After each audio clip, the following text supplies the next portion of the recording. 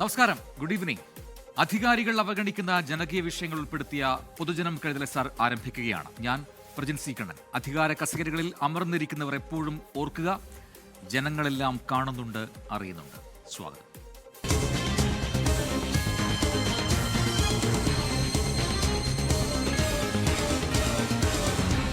പൊതുജനം കഴുതയല്ല സാർ.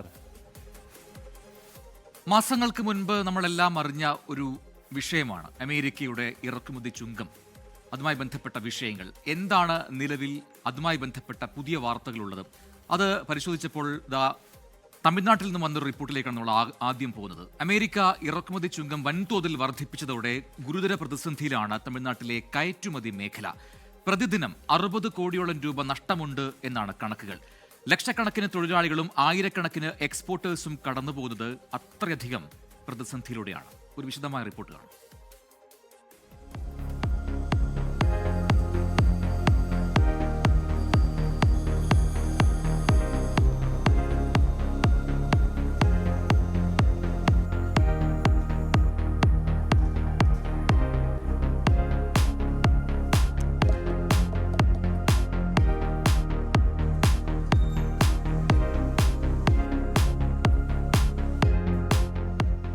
വിവിധയിനം കോട്ടൺ വസ്ത്രങ്ങൾ, ചെരുപ്പും ബെൽറ്റും ഷൂസും തുടങ്ങി നിരവധി തുകലുൽപ്പന്നങ്ങൾ.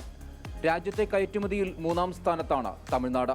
ഇതിൽ പ്രധാനം തുകൽ കോട്ടൺ ഉൽപ്പന്നങ്ങൾ തന്നെ.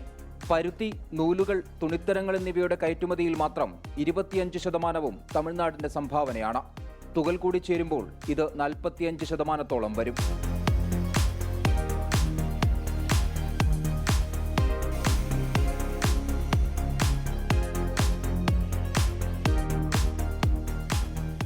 ആമ്പൂർ, വെല്ലൂർ, വാണിയമ്പാടി, ചെന്നൈ, തിരുപ്പൂർ തുടങ്ങി നിരവധിയിടങ്ങൾ തുകൽ കോട്ടൺ ഉൽപ്പന്നങ്ങളുടെ കേന്ദ്രങ്ങളാണ്.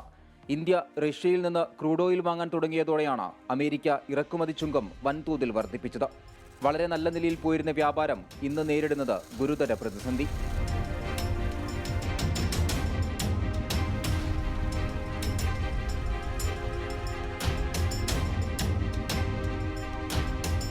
പല കമ്പനികളും അപ്പോൾ അവരുടെ കിട്ടിയ ഓർഡേഴ്സ് തന്നെ ഹോൾഡ് ചെയ്ത് വെച്ചിരിക്കുക.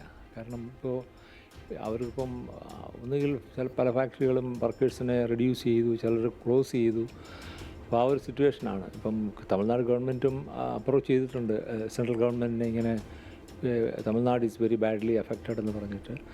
അതിൽ പല കമ്പനികളും നഷ്ടം ആണെങ്കിലും, കാരണം കസ്റ്റമർ പോയി കഴിഞ്ഞാൽ പിന്നെ തിരിച്ചു കിട്ടാൻ വിഷമമായതുകൊണ്ട് ഈവൻ നഷ്ടത്തിൽ തന്നെ ഇത് ചെയ്യുകയാണ്. പിന്നെ ഒരു പരിധി വരെ കുറച്ചൊക്കെ ഒരു ഈ ഡോളർ ഇന്ത്യൻ റുപ്പിയുടെ ഡിപ്രീസിയേഷൻ കൊണ്ട് കുറച്ചൊക്കെ ഒരു കോമ്പൻസേഷൻ കിട്ടും. But that's not enough.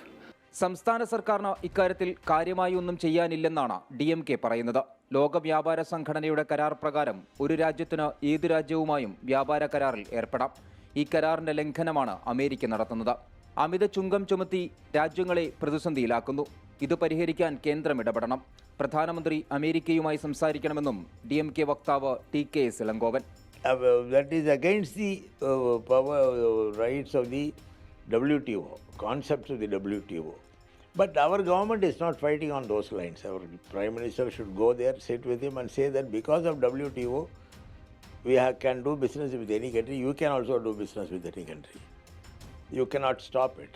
But I don't know why our government, union government, is not fighting against USA. വിഷയത്തിൽ വേഗത്തിലുള്ള ഇടപെടൽ ആവശ്യപ്പെട്ട് മുഖ്യമന്ത്രി MK സ്റ്റാലിൻ പ്രധാനമന്ത്രി നരേന്ദ്രമോദിക്ക് കത്തെഴുതി. തിരഞ്ഞെടുപ്പ് അടുത്ത സാഹചര്യത്തിൽ പ്രതിസന്ധിയെ രാഷ്ട്രീയമായി ഉപയോഗിക്കാൻ കൂടിയാണ് DMKയുടെ ശ്രമം. അണ്ണാ DMKയുടെ ശക്തി കേന്ദ്രമായ കൊങ്കുനാട്ടിലാണ് കാര്യമായി തുകൽ കോട്ടൺ നിർമ്മാണ സ്ഥാപനങ്ങളുള്ളത്. ഇവിടങ്ങൾ കേന്ദ്രീകരിച്ച് കേന്ദ്ര സർക്കാരിനെതിരെ പ്രക്ഷോഭം സംഘടിപ്പിക്കാനാണ് DMKയുടെ ശ്രമം. NDA സഖ്യത്തിൽ നിൽക്കുന്ന അണ്ണാ DMKയെ കൂടി പ്രതിസന്ധിയിലാക്കുകയാണ് DMKയുടെ ലക്ഷ്യം. 24 ചെന്നൈ. പൊതുജനം കഴുതയല്ല സാർ. എന്തായാലും ഇത് തമിഴ്നാട്ടിലെ മാത്രം പ്രശ്നമല്ല. കേരളം അടക്കമുള്ള സംസ്ഥാനങ്ങളിൽ ഈ രീതിയിൽ നേരത്തെ അമേരിക്കയിലേക്ക് കയറ്റുമതി നടത്തിയിരുന്ന സ്ഥാപനങ്ങളെല്ലാം തന്നെ അത് നിർത്തിവെക്കേണ്ട സാഹചര്യമുണ്ട്. അതുകൊണ്ട് തന്നെ ഒരു ഇടപെടൽ അവർ ഈ വിഷയത്തിൽ വേണമെന്ന ആവശ്യം നേരത്തെ ഉയർത്തിയതുമാണ്. പക്ഷേ ഇതുപോലെ മറ്റെന്തെങ്കിലും മാർഗങ്ങൾ ഉപയോഗിച്ചുകൊണ്ട് മറ്റ് രാജ്യങ്ങളിലേക്ക് കയറ്റുമതി വർദ്ധിപ്പിച്ചുകൊണ്ട് ഇത് പരിഹരിക്കാൻ കഴിയും എന്ന് നേരത്തെ കേന്ദ്ര സർക്കാർ ഉറപ്പ് നൽകിയിരുന്നു. അത്തരം ശ്രമങ്ങൾ നടത്താമെന്ന് ഉറപ്പ് നൽകിയിരുന്നു. അതുമായി ബന്ധപ്പെട്ട മുന്നോട്ട് പോക്കുണ്ടായിട്ടില്ല എന്ന ആരോപണങ്ങളും അതോടൊപ്പം തന്നെ അവരുടെ വിമർശനങ്ങളും ഒക്കെയാണ് ഇപ്പോൾ നമ്മൾ തമിഴ്നാട്ടിൽ നിന്നും കേട്ടത്. ഇതുപോലെ മറ്റിടങ്ങളിലുമൊക്കെ പ്രശ്നങ്ങളുണ്ട് എന്നുള്ളതാണ് മറ്റൊരു വസ്തുത. ഇനി ഇന്നലെ വന്നൊരു വാർത്തയിലേക്കാണ്. ദീർഘദൂര യാത്രയ്ക്കുള്ള ടിക്കറ്റ് നിരക്കുകൾ റെയിൽവേ വർദ്ധിപ്പിച്ചു എന്നായിരുന്നു ഇന്നലെ വന്ന പ്രധാനപ്പെട്ട വാർത്തകളിൽ ഒന്ന്. 215 കിലോമീറ്ററിന് മുകളിലുള്ള യാത്രയ്ക്ക് നിരക്ക് കൂട്ടിയിരിക്കുകയാണ് റെയിൽവേ. ഈ വർധന വെള്ളിയാഴ്ച മുതൽ പ്രാബല്യത്തിൽ വരികയും ചെയ്യും. എന്താണ് ജനങ്ങൾക്ക് ഇതുമായി ബന്ധപ്പെട്ട് പറയാനുള്ളത് എന്നുകൂടി നോക്കാം. തീർച്ചയായിട്ടും അത് സാധാരണക്കാരായിട്ടുള്ള യാത്രക്കാരെ സംബന്ധിച്ചിടത്തോളം വളരെ ബുദ്ധിമുട്ട് തന്നെയാണ്. റെഗുലറായിട്ട് ട്രാവൽ ചെയ്യുന്ന ആളുകളെ സംബന്ധിച്ചിടത്താണെങ്കിലും അത് വളരെ ബുദ്ധിമുട്ടുണ്ടാക്കിയ ഒരു കാര്യം തന്നെയാണ്. തീർച്ചയായിട്ടും റെയിൽവേയുടെ ഭാഗത്തുനിന്ന് ഒരു പുനഃപരിശോധന അത്യാവശ്യമാണ്. ഒരു പൈസ കിലോമീറ്റർ വർദ്ധിപ്പിക്കുക പറഞ്ഞാൽ നല്ലൊരു ശതമാനം വർധനവാണ് വരുന്നത്. അപ്പോൾ വലിയ പ്രയാസത്തിലാണ്. അത് സർക്കാർ അതിന് പിന്മാറണമെന്നാണ് പറയാനുള്ളത്. അത് സെൻട്രൽ ഗവൺമെൻറ്റിൻ്റെ തീരുമാനമല്ലേ റെയിൽവേയിലെ കൂട്ടുക. പക്ഷേ അതിനുള്ള സൗകര്യം അവരൊരുക്കി തരാമെന്നുള്ളതാണ് പിന്നത്തെ കാര്യം. ചാർജ് കൂട്ടുന്നതിനല്ല, പക്ഷേ അതിനനുസരിച്ചിട്ടുള്ള സൗകര്യങ്ങൾ ഒരുക്കി തരാം. അത് ബുദ്ധിമുട്ടാണല്ലോ. ഒന്നാമതാണെങ്കിൽ ഇവിടെ ജോലിയുമില്ല, പണിയുമില്ല, ഒന്നുമില്ലാത്തൊരു സ്ഥലമാണ്. അപ്പോൾ അതുകൊണ്ടിട്ട് ടിക്കറ്റ് വർധന എങ്ങനെയും പിൻവലിപ്പിക്കലാണ് നല്ലതെന്നാണ് എൻ്റെ അഭിപ്രായം. ബസ്സിനേക്കാളും നമുക്ക് നല്ലത് ട്രെയിനല്ലേ. നമ്മൾ എല്ലാ പേരും എങ്ങനെയല്ലേ ഉപയോഗിക്കണം. അപ്പോഴത്തേക്ക് നമുക്ക് ട്രെയിനാണ് ഏറ്റവും കൂടുതൽ ഇതാവണം. അപ്പോൾ അത് വർദ്ധിച്ചു കഴിഞ്ഞാൽ നമ്മളെപ്പോലെ സാധാരണക്കാർക്ക് ബുദ്ധിമുട്ട് തന്നെയാണ്. റേറ്റ് കൂട്ടിയാൽ അത് ബുദ്ധിമുട്ട് തന്നെയാണ്. നമ്മളെപ്പോലെയുള്ള പാവങ്ങൾക്ക് അത് ഒരു ബുദ്ധിമുട്ടല്ലേ. എല്ലാ പാസഞ്ചറിനും ബുദ്ധിമുട്ട് ബാധിക്കും, എല്ലാവരെയും ബാധിക്കും. മാത്രമല്ല ഇത് 6 മാസം കൂടുമ്പോൾ അവർ റെയിൽവേയുടെ ഒരു തീരുമാനം അനുസരിച്ച് അവർ ഡെയിലി മാറ്റിക്കൊണ്ടിരിക്കുകയാണ്. 6 മാസം കൂടുന്തോറും ചാർജ് കൂടിക്കൊണ്ടിരിക്കും. ഇനി പ്രതികരിക്കാൻ ആരുമില്ല. എന്നാൽ ജനങ്ങൾ ആ രീതിയിൽ ബുദ്ധിമുട്ടാണ്. ഇത്തരത്തിൽ ഇങ്ങനെ നമ്മുടെ ഈ ഗതാഗത സംവിധാനങ്ങൾ, പ്രത്യേകിച്ചും ജനങ്ങൾ കൂടുതലായി ആശ്രയിക്കുന്ന റെയിൽവേ പോലുള്ളവ ഈ നിരക്ക് കൂട്ടുന്നത് അത്ര നല്ലതല്ല എന്ന അഭിപ്രായമാണ് കൂടുതലായി ഉയർന്നു വന്നിരിക്കുന്നത്. ഇനി മറ്റൊരു റിപ്പോർട്ടിലേക്കാണ്. ശുദ്ധജല ലഭ്യതയ്ക്കായി ജലസ്രോതസ്സുകളെല്ലാം സംരക്ഷിക്കണം എന്നതാണ് സർക്കാർ നയം. ഇത്തരം സംരക്ഷണ പദ്ധതികൾക്കായി വർഷാവർഷം തദ്ദേശ സ്ഥാപനങ്ങളടക്കം സർക്കാർ സംവിധാനങ്ങൾ കോടികൾ ചെലവഴിക്കുന്നുണ്ട്. എന്നാൽ ഇത്തരം പദ്ധതികൾ വിജയം കാണുന്നുണ്ടോ എന്നൊരു സുപ്രധാനമായ സംശയവും ചോദ്യവുമാണ്. തിരുവനന്തപുരം നഗരമധ്യത്തിൽ നവീകരണം ആഗ്രഹിക്കുന്ന ഒരു കുളമുണ്ട്. നൂറ്റാണ്ടുകൾ പഴക്കമുള്ള ചാരാച്ചിറ സംരക്ഷിക്കണമെന്ന നാട്ടുകാരുടെ ആവശ്യത്തിനും ഏതാണ്ട് അത്രയും പഴക്കമുണ്ട്. ഒരുപാട് നാളുകളായി ഈ ആവശ്യവുമായി ജനങ്ങൾ, നാട്ടുകാർ രംഗത്തെത്തിയിരിക്കുകയാണ്. റിപ്പോർട്ട് കാണാം. കാട്ടുചെടികൾ, കാട്ടുചേമ്പ്, കുളവാഴ, പായൽ, ആവശ്യത്തിന് ജനങ്ങൾ വലിച്ചെറിഞ്ഞ മാലിന്യം. എനിക്ക് പിന്നിൽ കാണുന്ന ഈ പ്രദേശം കണ്ടാൽ ഒരു കായലെന്നോ ഉപയോഗശൂന്യമായ കൃഷിയിടമെന്നോ ഒക്കെ തോന്നാം സാധാരണക്കാരായ ജനങ്ങൾക്ക്. പക്ഷേ അതല്ല, ഇതൊരു കുളമാണ്. തിരുവനന്തപുരം നഗരമധ്യത്തിൽ ഭരണസിരാ കേന്ദ്രങ്ങൾക്ക് മീറ്ററുകൾ മാത്രം ദൂരത്തുള്ള ഒരു കുളം. വർഷങ്ങളായി കാടുപിടിച്ച് മൂടിക്കിടക്കുകയാണ് ചാരാച്ചിറക്കുളം.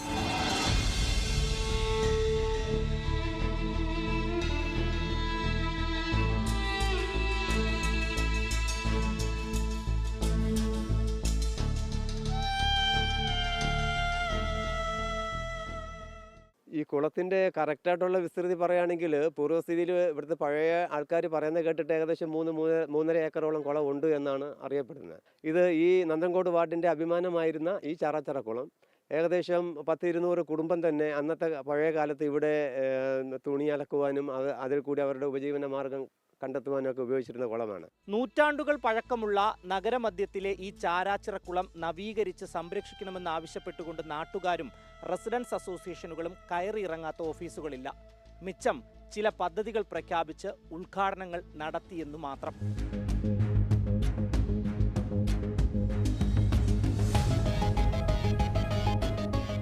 പല രാഷ്ട്രീയ പാർട്ടികളോടും ഈ കുളം നന്നാക്കുന്നതിനെക്കുറിച്ച് വിശദമായിട്ട് ലെറ്റർ അസോസിയേഷൻ്റെ പേരിൽ കൊടുത്തിട്ടുണ്ട്. MLAയ്ക്കും അതുപോലെ തന്നെ കൗൺസിലർക്കും, അന്നുണ്ടായിരുന്ന കൗൺസിലർക്കും എല്ലാവർക്കും നമ്മളിത് കൊടുത്തിട്ടുണ്ട്. ഇത് പല പ്രാവശ്യം നമ്മൾ ആവശ്യപ്പെട്ടിട്ടുണ്ട്. ഇതുവരെയും ഒന്നും ചെയ്ത് തന്നിട്ടില്ല. അപ്പം നാഥനില്ലാത്തൊരു സംഭവമായി മാറി ഈ കുളം. മുഖ്യമന്ത്രി പോകുന്ന വഴിയാണ്.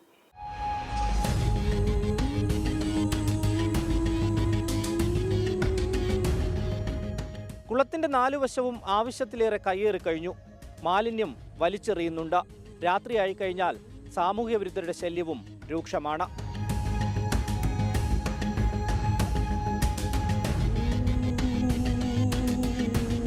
ഭയങ്കര കൊതുകും പിന്നെ ഇഴജന്തുക്കളാണ് കൂടുതൽ.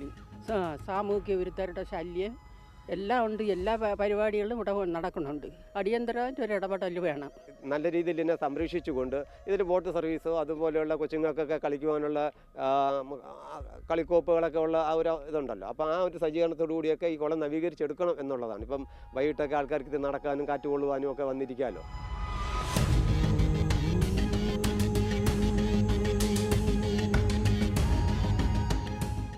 തിരുവനന്തപുരം നഗരസഭാ കാര്യാലയത്തിൽ നിന്ന് നോക്കിയാൽ കാണാവുന്നത്ര ദൂരം മാത്രമാണ് ചാരാച്ചിറ കുളത്തിനുള്ളത്. മുഖ്യമന്ത്രിയുടെ ഔദ്യോഗിക വസതിയിൽ നിന്ന് 100-200 മീറ്റർ ദൂരം മാത്രം. അടിയന്തരമായി കുളം നവീകരിച്ച ജനങ്ങൾക്ക് ഉപകാരപ്രദമാക്കണമെന്നാണ് നാട്ടുകാരുടെ ആവശ്യം. ക്യാമറമാൻ സജീവ് എസിനൊപ്പം റിനു ശ്രീധർ, 24 തിരുവനന്തപുരം. പൊതുജനം കഴുതയല്ല സാർ.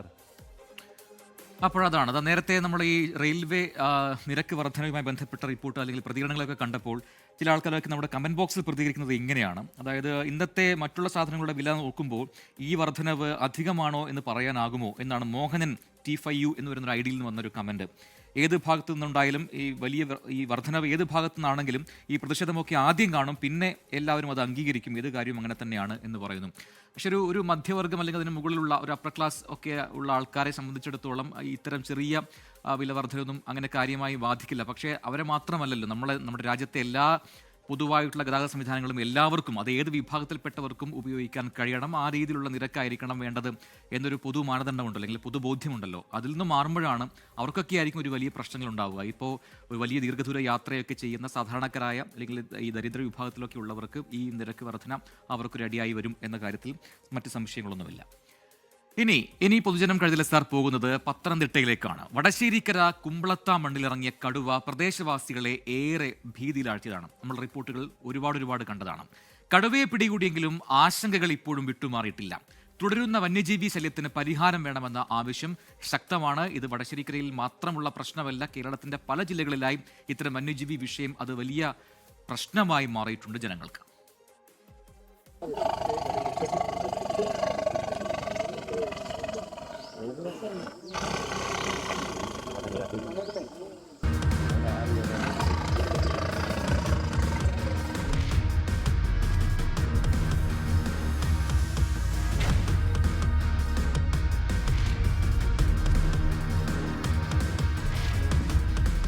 മനുഷ്യ വന്യജീവി സംഘർഷം മുൻകാലങ്ങളെ അപേക്ഷിച്ചുകൊണ്ട് വലിയ രീതിയിൽ കൂടിയിട്ടുണ്ട്.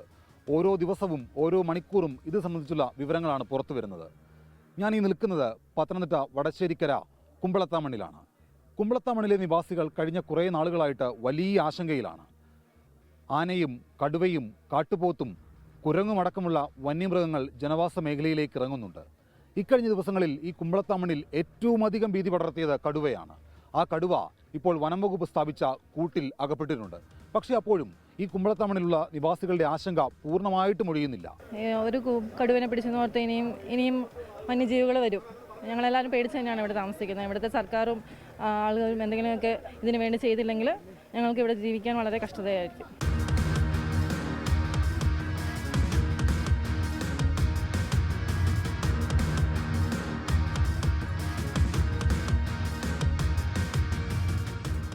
വനം വകുപ്പ് സ്ഥാപിച്ച കൂട്ടിൽ കടുവ ഇന്ന് രാവിലെയോടുകൂടിയാണ് അകപ്പെട്ടത്.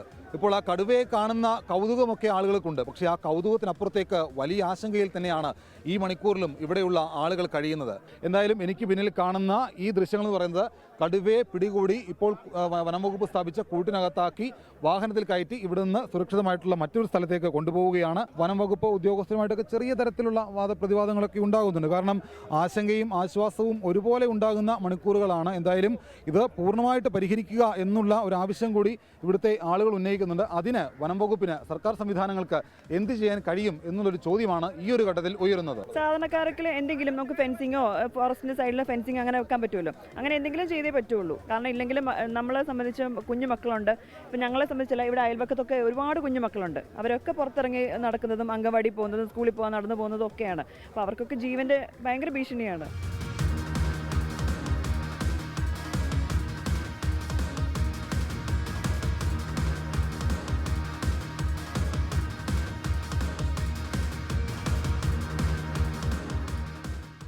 സന്തോഷം തോന്നുന്നു. വളരെ സന്തോഷം.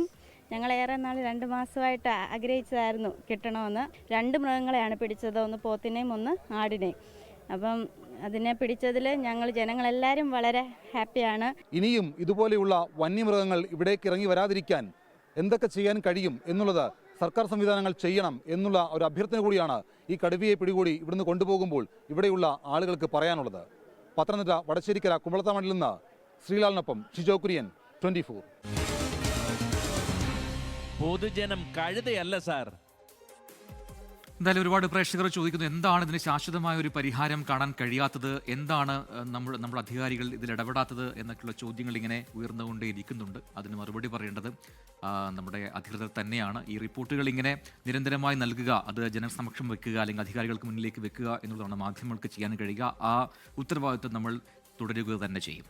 ഇനി മറ്റൊരു റിപ്പോർട്ടിലേക്കാണ്. ഏത്തവാഴ കൃഷി നടത്തിയ കർഷകർ വലിയ ദുരിതത്തിലാണ്. ഏറ്റവും കുറഞ്ഞ വിലയിലേക്ക് ഏത്തവാഴക്കുലയുടെ വില താഴ്ന്നതാണ് കർഷകരെ ദുരിതത്തിലാക്കിയിരിക്കുന്നത്. ഉൽപ്പാദിപ്പിച്ചില്ലെങ്കിൽ വിളയിപ്പിച്ച വാഴക്കുലകൾ എന്ത് ചെയ്യണം എന്നറിയാതെ വലയുകയാണ് നിരവധി കർഷകർ. റിപ്പോർട്ടിലേക്ക്. ഓണം വിപണി അടക്കം ലക്ഷ്യമിട്ട് പ്രതീക്ഷയോടെ ഏത്തവാഴ കൃഷി നടത്തിയ കർഷകരാണ് ദുരിതത്തിലായിരിക്കുന്നത്. മതിയായ വില ലഭിക്കാതെ വന്നതോടെ വാഴക്കുലകൾ പലയിടത്തും കിടന്ന് നശിക്കുകയാണ്. ആഘോഷവേളകളിൽ ഉപയോഗം വർദ്ധിക്കുമെന്ന് കരുതിയെങ്കിലും ക്രിസ്മസ് എത്തിയിട്ട് പോലും ഒരു പ്രയോജനവും ഉണ്ടായിട്ടില്ല. ഇതോടെ കടുത്ത സാമ്പത്തിക പ്രതിസന്ധിയിലായിരിക്കുകയാണ് കർഷകർ. നമ്മൾ സാമ്പത്തികമായിട്ട് നമുക്ക് ഒത്തിരി ബുദ്ധിമുട്ടുണ്ട്. നമ്മൾ 5 മാസം കൊലയ്ക്കുന്ന ഇവിടെ മഞ്ചേരി കുള്ളൻ്റെ വാഴവിത്താന്ന് ഇവിടെ നമ്മുടെ ഉത്തരവാദിത്തത്തിൽ ഇവരെ ഇറക്കി തന്നതാണ്.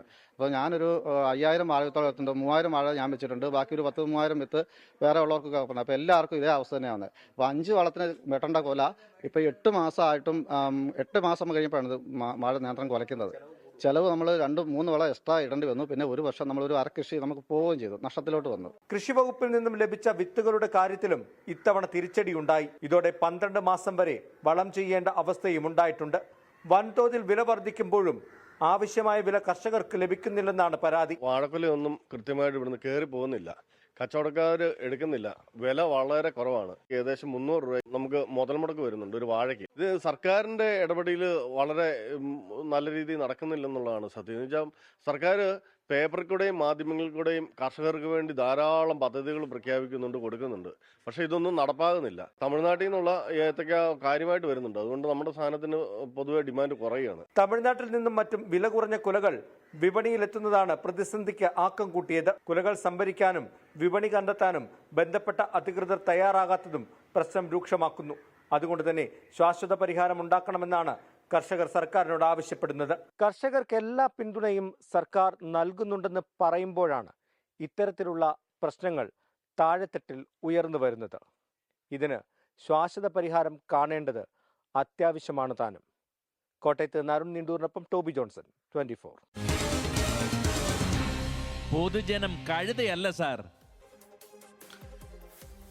യെസ്, നേരത്തെ നമ്മുടെ ഈ തിരുവനന്തപുരത്തെ നഗരമധ്യത്തിലുള്ള കുളത്തിന്റെ അവസ്ഥ ഒക്കെ കണ്ടല്ലോ. അപ്പോൾ അതുമായി ബന്ധപ്പെട്ട് ഒരുപാട് കമന്റുകൾ ഇങ്ങനെ വന്നു. ഇതുപോലെ ഒരുപാട് സ്ഥലങ്ങളുണ്ട് ഓരോരുത്തരുടെയും നാട്ടിൽ എന്ന് പറഞ്ഞ ഒരുപാട് കമന്റുകൾ കണ്ടു. പക്ഷേ അതിൽ തോമസ് മാത്യു പറഞ്ഞ മറ്റൊരു കാര്യമുണ്ട്. കേരളത്തിൽ എവിടെയെങ്കിലും വേസ്റ്റ് ഇട്ടാൽ പിറ്റേ ദിവസം അവിടെ വലിയൊരു ബോർഡ് കാണാം, ക്യാമറ നിരീക്ഷണത്തിലാണ്. പക്ഷെ വിദേശത്താണെങ്കിൽ അവിടെ വേസ്റ്റ് ബോക്സ് വയ്ക്കും. എന്താ കഥ എന്ന് തോമസ് മാത്യു പരിഹാസ രൂപേണ ചോദിക്കുകയാണ്. ഇത് വായിച്ചപ്പോൾ എനിക്ക് പെട്ടെന്ന് ഓർമ്മ വന്നത്, കഴിഞ്ഞ മാസം അവസാന സമയത്ത് കേരളത്തിലെ മാധ്യമപ്രവർത്തകർക്ക് മിസോറാം സന്ദർശിക്കാനുള്ള ഒരു അവസരം PIB press information bureau of India ഒരുക്കിയിരുന്നു. അതിൻ്റെ ഭാഗമായിട്ട് ഞാനൊക്കെ മിസോറാമിൽ പോയിരുന്നു. അപ്പോൾ അവിടെ കണ്ട ഒരു ക്യാമ്പയിൻ ഉണ്ടായിരുന്നു. അത് ഡൊണേറ്റ് എ ഡസ്റ്റ്ബിൻ എന്നാണ് ആ ക്യാമ്പയിൻ്റെ പേര്. അതായത് പൊതുജനങ്ങൾക്ക് ആർക്കും ഒരാൾക്ക് അല്ലെങ്കിൽ ആർക്ക് വേണമെങ്കിലും ഒരു ഡസ്റ്റ്ബിൻ ഡൊണേറ്റ് ചെയ്യാം, അല്ലെങ്കിൽ അതിനെ ഏറ്റെടുക്കാം. അതായത് ജനങ്ങൾക്ക് എന്താണ് പറയുക, ബുദ്ധിമുട്ടില്ലാത്ത രീതിയിൽ ആ ഡസ്റ്റ്ബിനിൽ വരുന്ന എന്താണോ വേസ്റ്റ്, ആ കാര്യങ്ങളൊക്കെ ക്ലീൻ ചെയ്യുന്നുണ്ട് എന്ന് ഉറപ്പുവരുത്താൻ ഒരാൾക്ക് അതിന് ഉത്തരവാദിത്തം കൊടുക്കുന്ന ഒരു പദ്ധതിയാണ്. വലിയ ഒരു ആക്സെപ്റ്റൻസ് ഉള്ള ഒരു പദ്ധതിയായിട്ടാണ് മിസോറാമിൽ അതിനെ കണ്ടത്. പലയിടങ്ങളിലായി ഇങ്ങനെ പൊതു ഇടങ്ങളിലൊക്കെ വേസ്റ്റ് ബിൻ വെക്കുന്നു. പക്ഷേ അതിൻ്റെ മാനേജ്മെൻറ്റ് ഉത്തരവാദിത്തം എല്ലാം ഒരാൾക്കായിരിക്കും. അത് ആർക്ക് വേണമെങ്കിലും ജനങ്ങൾക്ക് ഇടയിലുള്ള ഒരാൾക്കായിരിക്കും. അപ്പോൾ അതിനുവേണ്ടി വിളിക്കാനുള്ള നമ്പറൊക്കെ വെച്ചുകൊണ്ടുള്ള പരസ്യങ്ങളൊക്കെ അവിടെ കണ്ടതാണ്. നമ്മുടെ നാട്ടിലും നടപ്പാക്കാൻ കഴിയുന്ന ഒരു പദ്ധതിയായിട്ട് എനിക്കത് തോന്നുന്നു. പെട്ടെന്ന് വായിച്ചപ്പോൾ അതിൻ്റെ ഓർമ്മ വന്നതാണ്. ഇനിയുള്ള റിപ്പോർട്ടുകൾ അതിലേക്ക് നമ്മൾ എത്തും. ഒരു ചെറിയ ഇടവേള കഴിഞ്ഞു. Short break. Welcome back. പൊതുജനം കഴുതല സാർ എന്ന പരിപാടി തുടരുകയാണ്. അടുത്ത റിപ്പോർട്ടിലേക്ക് നമ്മൾ പോകുന്നു. പൊളിഞ്ഞു വീഴാറായ ഒരു പാലം അപകട ഭീഷണി ഉയർത്തിയിട്ടും തിരിഞ്ഞു നോക്കാതെ അധികൃതർ. കോട്ടയം കുറവിലങ്ങാട് വയല വെമ്പള്ളി റോഡിലെ കല്ലാലി പാലമാണ് 5 വർഷം മുൻപ് ഭാഗികമായി തകർന്നുപോയത്. റോഡ് നവീകരണം പൂർത്തിയായിട്ടും പാലം പുതുക്കിപ്പണിയാഞ്ഞത് ഒരേ സമയം അപകട ഭീഷണിയും ദുരിതവുമാവുകയാണ് നാട്ടുകാർക്ക്.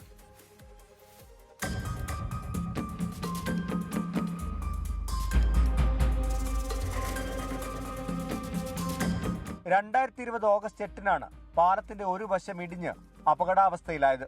റോഡ് നവീകരണത്തിന്റെ ഭാഗമായി വീതി കൂട്ടിയ ഭാഗമാണ് ഇടിഞ്ഞത്. ഒപ്പം താഴത്തെ ഭാഗത്തെ തൂണുകൾക്കും ബലക്ഷയമുണ്ടായി. അന്ന് പാലത്തിലൂടെ ഗതാഗതം നിയന്ത്രിച്ചിരുന്നു. ഉടൻ പുതുക്കിപ്പണിയുമെന്നായിരുന്നു വാഗ്ദാനമെങ്കിലും അതൊന്നും നടന്നില്ല. യാത്രാ ദുരിതം കണക്കിലെടുത്ത് പിന്നീട് റോഡ് തുറന്നു നൽകി. ഇപ്പോൾ ബസ്സുകളടക്കം നിരവധി വാഹനങ്ങൾ ഇതിലെ കടന്നു പോകുന്നുണ്ട്. എന്നാൽ പാലത്തിന്റെ അപകടാവസ്ഥ ആരും ശ്രദ്ധിക്കുന്നില്ല.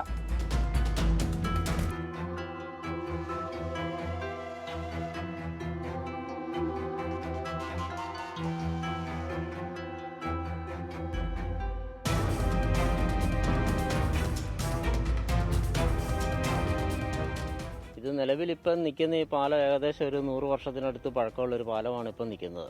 കാരണം നമുക്ക് കാണുമ്പോൾ അറിയാം ഇതിൻ്റെ അടിയിലത്തെ തൂണുകളെല്ലാം വിട്ടിരിക്കുന്നു, ഇതിൻ്റെ കമ്പികളെല്ലാം ദ്രവിച്ചിരിക്കുന്നു. അടുത്തൊരു മഴ അതിജീവിക്കാനുള്ളൊരു ശേഷിയില്ലാത്തൊരു പാലമായിട്ട് തന്നെ ഇത് മാറി. ഈ കഴിഞ്ഞ 7 വർഷം മുമ്പുണ്ടായ പ്രളയത്തിൽ ഇതിൻ്റെ ഒരു ഭാഗം ഇടിഞ്ഞു പോവുകയും അന്ന് ഇവിടെ ഭയങ്കര ജനകീയ പ്രക്ഷോഭം അടക്കമുള്ള സംഘടിപ്പിച്ച നാട്ടുകാരും എല്ലാവരും കൂടെ ചേർന്ന് ഈ പാലം ഇപ്പോൾ ഉടൻ നിർമ്മിക്കുമെന്ന് പറഞ്ഞെങ്കിലും വർഷം ഇത്ര കഴിഞ്ഞു, തെരഞ്ഞെടുപ്പുകൾ പലത് കഴിഞ്ഞു. പക്ഷേ പാലത്തിന് മാത്രം ഒരു മാറ്റം ഉണ്ടായില്ല. പാലത്തിന്റെ ഇരുവശങ്ങളിലുമുള്ള റോഡുകൾ മികച്ച രീതിയിൽ നവീകരിച്ചു. ഇതോടെ വേഗത്തിലാണ് വാഹനങ്ങൾ ഇതിലെ കടന്നു പോകുന്നത്. പാലത്തിന് വീതിയില്ലാത്തതിനാൽ അപകടമുണ്ടാകുന്നതും പതിവാണ്. ഇത് 2019 മുതൽ ഈ പാലം ഇടിഞ്ഞു കിടക്കുന്നതാണ്. അത് കാലാകാലങ്ങളായിട്ട് നാളെ എന്ന് പറഞ്ഞുകൊണ്ട് നീട്ടി പാലം പണി പോവുകയാണ്. പക്ഷേ ഇതുവരെ ഒരു നീക്കുപോക്കുമായിട്ടില്ല. ഇത് ഇവിടെ പല പ്രാവശ്യങ്ങളും അപകടം ഉണ്ടായിട്ടുണ്ട്. അവിടുന്ന് വണ്ടി പാഞ്ഞ് വന്ന് ഇവിടെ വന്ന് ഇടിക്കുകയും പല പ്രാവശ്യം അപകടങ്ങൾ ഉണ്ടായിട്ടുണ്ട്. അതുപോലെ തന്നെ ഈ ഓപ്പോസിറ്റ് സൈഡിൽ നിന്നും ഇത് തന്നെയാണ് സ്ഥിരമായിട്ട് സംഭവിക്കുന്നത്. 11 മീറ്റർ വീതിയിൽ പാലം പുതുക്കി നിർമ്മിക്കാൻ പൊതുമരാമത്ത് വകുപ്പ് തീരുമാനിച്ചിരുന്നതായാണ് വിവരം. പക്ഷേ ഇതുവരെ ഒന്നും തന്നെ നടന്നിട്ടില്ല. തെരഞ്ഞെടുപ്പ് വരുമ്പോഴെങ്കിലും ഈ പാലം നന്നാക്കുമെന്ന് വാഗ്ദാനങ്ങൾ ഉണ്ടാകാറുള്ളതാണ്. പക്ഷേ ഇത്തവണത്തെ തെരഞ്ഞെടുപ്പിൽ അതുപോലും ഉണ്ടായില്ല. എന്തായാലും ഒരു അപകടം വരുന്നതുവരെ കാത്തിരിക്കണോ എന്ന ചോദ്യമാണ് നാട്ടുകാർ ചോദിക്കുന്നത്. കോട്ടയത്ത് നിന്ന് അരുൺ നീണ്ടൂരിനൊപ്പം ടോബി ജോൺസൺ, 24. പൊതുജനം കഴുതയല്ല സാർ. ഇപ്പോൾ വരുന്നൊരു വാർത്ത നമ്മൾ പെട്ടെന്ന് നടക്കുന്നു. പാലക്കാട് കഞ്ചിക്കോട് വ്യവസായ മേഖലയിൽ തീപിടുത്തം ഉണ്ടായിട്ടുണ്ട്. ചെരുപ്പ് നിർമ്മാണ കമ്പനിയുടെ മാലിന്യ കൂമ്പാരത്തിനാണ് തീപിടിച്ചത്. തീ അണക്കാനുള്ള ശ്രമം ഇപ്പോഴും തുടരുകയാണ്. ദൃശ്യങ്ങളിൽ പ്രേക്ഷകർക്ക് കാണാം എത്രമാത്രം തീ അവിടെ ആളിപ്പടരുന്നുണ്ട് എന്നുള്ളത്. ആശുത്തിൽ ഷംന പാലക്കാട് നിന്ന് ചേരുന്നു കൂടുതൽ വിവരങ്ങളുമായി. ഷംന, എപ്പോഴായിരുന്നു ഈ തീപിടുത്തം ഉണ്ടായത്? അതിന്റെ ഇപ്പോഴത്തെ സ്ഥിതി എന്താണ്? അത് വെള്ളം അടിച്ചിട്ട് കിടക്കാണ്. ഈ തീപിടുത്തം ഉണ്ടാകുന്നത്. തീപിടുത്തത്തിന്റെ കാരണം ഇതുവരെയും വ്യക്തമായിട്ടില്ല. ഇത് അണക്കാനുള്ള ശ്രമം തുടർന്നുകൊണ്ടിരിക്കുകയാണ്. കഞ്ചിക്കോട് ഒരു ചെരുപ്പ് നിർമ്മാണ കമ്പനിയുടെ മാലിന്യ കൂമ്പാരത്തിനാണ് തീ പിടിച്ചിട്ടുള്ളത്. സമീപത്ത് തന്നെയാണ് ഈ വ്യവസായ ശാലയുള്ളതും. ഒപ്പം തന്നെ മറ്റ് വ്യവസായ ശാലകൾ കൂടി സമീപത്തുണ്ട്. എന്തായാലും നിലവിൽ ആളപായം ഒന്നും ഉണ്ടായിട്ടില്ല. ഈ അഗ്നിരക്ഷാസേന ഇപ്പോൾ തീ അണക്കാനുള്ള ശ്രമം തുടരുകയാണ്. പ്രജിൻ, ദൃശ്യങ്ങളിൽ കാണാം പ്രേക്ഷകർക്ക്. ആ തീ അണയ്ക്കാനുള്ള ശ്രമം ഇപ്പോഴും അവിടെ തുടരുകയാണ്. എന്താണ് തീപിടിക്കാനുള്ള കാരണം എന്ന കാര്യം ഇപ്പോൾ വ്യക്തമായിട്ടില്ല. അത് അന്വേഷണത്തിലൂടെ മാത്രമേ പുറത്തു വരികയുള്ളൂ. എന്നാൽ വ്യവസായ മേഖലയിലാണ് ഈ തീപിടുത്തം ഉണ്ടായിരിക്കുന്നത്. അത് അണയ്ക്കാനുള്ള ശ്രമം ഇപ്പോഴും തുടരുകയാണ്. അവിടെ അഗ്നിരക്ഷാസേന അടക്കം അവിടെ എത്തിയിട്ടുണ്ട്.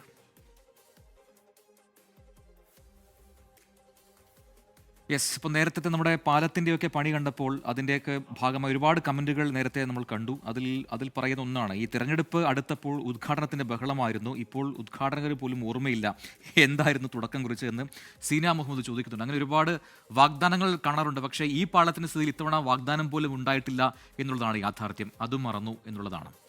അപ്പോൾ എന്തായാലും ഒരുപാട് വാർത്തകളും വിശേഷങ്ങളുമുണ്ട്. നാളെയും തുടരും. എന്തായാലും പൊതുജന കടലെ സാർന്ന ഈ പരിപാടിയിലൂടെ പ്രേക്ഷകർക്കും നിങ്ങൾ നേരിടുന്ന വിഷയങ്ങൾ വാർത്തയാക്കാം. ഇപ്പോൾ ഒരു വാട്സാപ്പ് നമ്പർ സ്ക്രീനിൽ കാണാം. ഈ വാട്സാപ്പ് നമ്പറിലേക്ക് വിശദാംശങ്ങൾ അയച്ചു തരിക. അതോടൊപ്പം മറ്റൊരു ഇമെയിൽ ID കൂടിയുണ്ട്. പൊതുജനം കഴുതില്ല sir@gmail.com എന്ന ഇമെയിലിലേക്ക് നിങ്ങൾക്ക് വിഷയങ്ങൾ, വാർത്തകൾ അറിയിക്കാം.